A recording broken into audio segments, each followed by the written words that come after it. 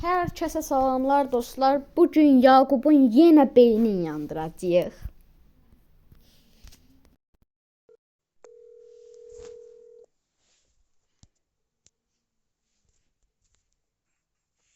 Alo.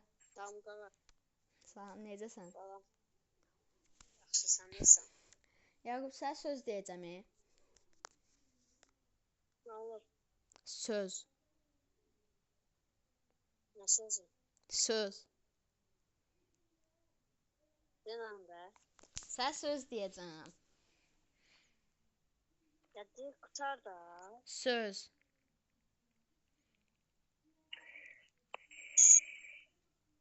Arkadaşlar, sözün de qutarda da. Dedim də söz. Nə sözü? Ay, deyirəm, söz. Deyəcəm söz, söz deyilə. 3 hərfli, bax yazıram. So.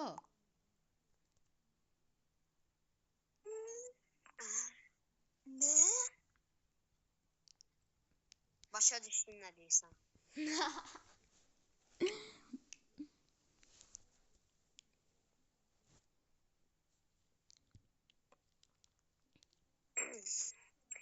İndi mən də səndən söz yeyirəm.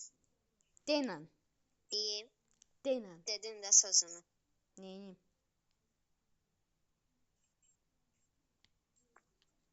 Sağ bir də mən zəng eləmə. Oldu.